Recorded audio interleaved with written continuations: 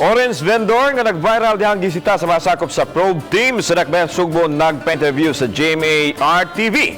Samtang Cebu City Mayor Edgardo Labella bibahag niya palagputon ang makawani kon mapamatud ang nakahimo og kalapasan. Ano ang report?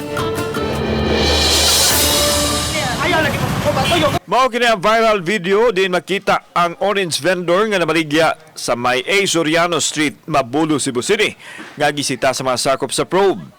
Siya si Roy Manigos. Miangkon nga nasakitan siyang nahiaguman sanglit igo raman siyang nanginabuhi.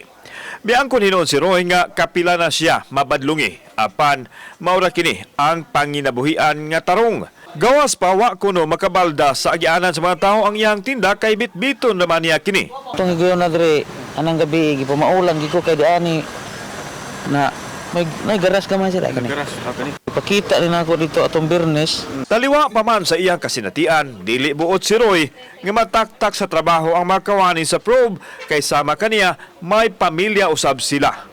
Gusto lang niya nga pahigmatahon sila sa ilahang gihimo. Para na ko, mahangi oragi ko nga ako na to spinso, di na ako ipapukul. Pero ang akong buot kuan nga tagaalang ko pisto diha, kay naamang ko pisto diha panggabi eh. Samtang ipaniguro sa mayor nga tangtangon sa pwesto ang mapamatud ang dunay kalapasan. Giklaro ni Mayor Labella nga dili ipaembargo ang mga tinda sa mga vendors kundi badlungon lang sila. Maximum tolerance, at the same time it should be tempered with compassion and mercy. You know, wa may tao siguro nga mugahing ulo ayuhon lang ni magstorya. Sayo nini nangayo og pasaylo sa publiko si Raquel Arce ang pangulo sa probe apan gibarugan niya nga trabaho lang ug walay personalan ang ilang gihimo. Kauban si Godfrey Relian, ako si Alan Domingo, Balitang Bisdak.